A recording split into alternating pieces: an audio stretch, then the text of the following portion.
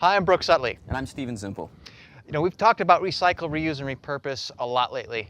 Now with that, there's a lot of tips that we have in the industry that you don't know about. Things that make it faster, things that make it better, things that are green, okay? Things that are around the house that we have that we just haven't figured out. How do they do that on TV? Well, we're gonna tell you a couple of things as far as tips go. Now, when thinking recycle, reuse, and repurpose and going green, I like a couple of things to start off with that are recycled products. Now this is a bottle that's been recycled. It's a fertilizer. See the worm poop? That's what it is, okay?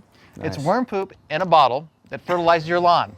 Believe it or not, my lawn is dark green from this product. Speaking of recycling, these are tires. Looks like coffee in a can, right? That's nice. Let me see that. With that, that's recycled tires used as mulch in your yard. Now think about, what does mulch do after time? It gets heavy, wet, you lose that look that you love when you first put it down. Well, and it fades. This stuff will not fade. It's antibacterial, mildew resistant, good for your pets, safe for your kids. This will never, ever deteriorate. What's great about it in the yard, because I'm not adding new mulch every single year. It looks fresh like this. When it rains, the mulch sucks it all up, and it's heavy and it's wet and it deteriorates. This, it washes right down through. Your plants get the water that's needed. We're helping the environment by recycling tires into mulch. Now we've got other things here too that are just easy tips. What's up with the toothpicks? Toothpicks, I'm glad you brought that up. First off, this is a tip I actually got from a home show, a guy who does all these great ideas. His name is Brooks Utley. It was you I actually saw on the show. Now I saw this tip and loved it, and it's a great idea because I've struggled with it so many times. If you have hinges, things like that you're trying to replace hardware on cabinetry, you always end up having the holes stripped out of the wood. You put the screw in and out 5 or 6 times, it's finished. So instead of having to reposition hardware, drill new holes, things like that, you just take the single toothpick, put it in the hole. If it's something bigger, you can use a chopstick or any other piece of wood, or even whittle something yourself. A little bit of glue in there. Dab of glue on it, stick it in there, break it off in the hole, and you've basically refinished the wood and it's ready to accept a screw now. So you filled that empty spot. So that way it won't strip back out. It just goes right through. And you have the holding power again. How many paintbrushes have you thrown away? Too many. They end up a lot of money on these. They end up like popsicles. They're just blocks. Frozen. We stick them in the freezer with, saran wrap on it. Now, I don't want to buy mineral spirits. I don't want things around the garage that are harmful or vapors and things like that. So what's in our house that we can use? Fabric softener. Fabric softener. So I got some plastic cups at the hardware store, 50 cents a piece. I'm going to pour some fabric softener in here. So while I'm painting, dip it in. Okay. Cup of water to the side, throw it through the rinse cycle.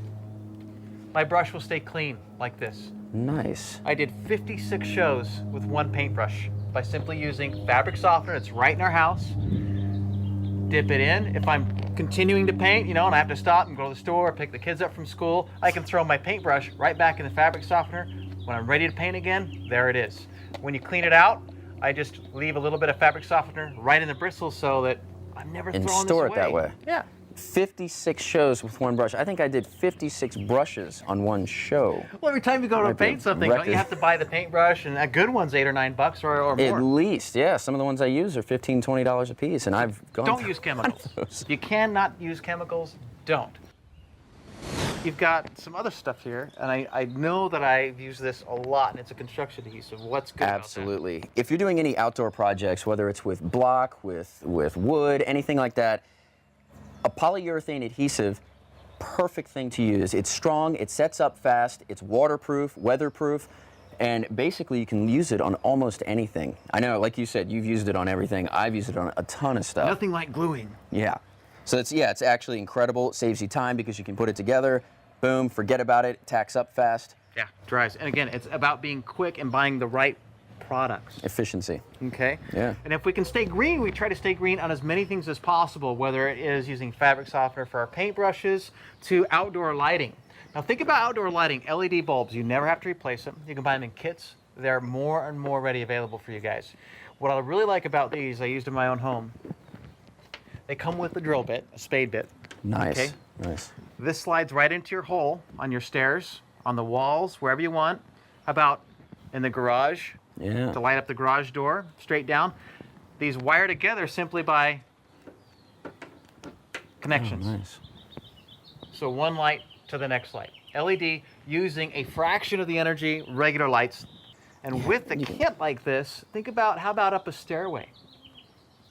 In the dark. In the dark. You don't have to light an entire house up just to move around at night. Exactly, and I'm saving energy because I'm using an LED. And I can use, there's 8 in this kit, I could use 2 to light up in there. And let's face it, it looks cool too. It does. You put it on a motion sensor. This comes with a night sensor. It's optional to use. So you can put it on a switch and it just plugs into the outlet. How about outlets? How about saving energy with outlets?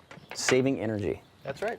How do we do that? Well, we do that by simply putting, it's a foam sealant. They're about 50 cents an outlet. So think about your light switches, your outlets. They're letting in air. Now we want to save energy and we want to be green. We don't want to waste things. We don't want to walk around with expanding foam and caulk everything. This simply take off the cover. This comes and you can cut out exactly what pattern that you need for the switch. Yeah, you got light switches, you got rectangular, whatever you need to do. They're already in there. You just push them out, put your plate back on. This now seals all the areas in your house that have been leaking out energy. Energy such as heat and cooling. Holes in your wall. 50 cents a piece. There's 2 in a pack, so that's about $1 a pack. And these are usually used for outdoor outlets and things like that, right? Gang boxes. So think outside the box by repurposing one product to do another job. That's great. I like that. Hey, grab that wood board. Talk about patching real quick for you guys. What do you have there? You can get this over at the hardware store over there where they have drywall muds and things like that. It's a spray. It's a texture. Now, they have a couple of different types of textures. This is a knockdown. They have orange peel. If you've got bathroom texture, okay, in there, and you want to match it as you patch ceilings? What is that, popcorn? Ceilings. Well, you can get popcorn. You can get stucco spray. We use this because it's not only quick, it's the professional way to do it. And it dries fast. So there's a dial on here, and I dial my texture that I want, the desired level. Okay. So once that's ready, now we're going to use a wood as example. Say it's a ceiling, or say it's a wall in a bathroom, or wherever it be. Circular motion. That's going to be dry in about 30 minutes. You then take a sanding sponge or a piece of sandpaper and wipe over it gently. Once that's wiped down, you just knocked it off. It's called knockdown. Prime it, paint it, you blend your patch in perfectly. Same thing with stucco on the outside if you're repairing a crack and you want it to blend in. There's sprays for stucco. Whatever texture you need. Very useful. My just an added tip on that is try, like we just sprayed it on a piece of wood, try a sample. Play around with it a little bit, get familiar. The last thing you want to do is have your perfect patch ready to fill in and match to the rest of the wall and then spray it all over the place and it doesn't work right. And tape off the area. There's oil-based and water-based tape on what you want to buy. I like water-based because if you get it all over the walls and you forgot to tape off the mirror next to it, you can just wipe it off with a water and a rag. Have you done that before? I've done that before. Okay. I'm too, gotta get it done. I like this that you want to show. Oh, nice. As far as, we also have favorite tools, things that have made jobs easier for us. For me, I do a lot of work in cabinetry, so a lot of times it's existing cabinetry, so I'm laying on the floor, all contorted to get into a space that was previously done where there was space. A 90-degree drill bit for a drill, and not even just the drill bit is great, but a small drill gun. This thing fits into tiny spaces. It's not incredibly powerful, but for using drills, screws, even drilling small holes, it is absolutely invaluable. I have used this so much, it's insane. From a professional to a homeowner. He uses this as a professional, a smaller drill. Things are getting smaller and more compact. It's lightweight, it's easy to use. It says nothing about you as a man or a woman. That's true. This is my favorite drill that I use now, and everybody comments on it when they say they love it. It's incredible. So that's got to be one of my favorite tools right now. Good. Well, that wraps up the tips for us. Now check out the website. There's also do-it-yourself videos to watch and learn. And we're going to give you examples of projects such as fire pits, waterfalls, water fountains, how to do it yourself, how to do it under a budget. The secrets. And how to stay green in it. So if you're interested in tackling on a project under $300, what the professionals will charge you thousands in doing and using products that no one would ever think about. Take a look at it. Thanks for joining us. I'm Brooks Utley. I'm Steven Simple. Thank you.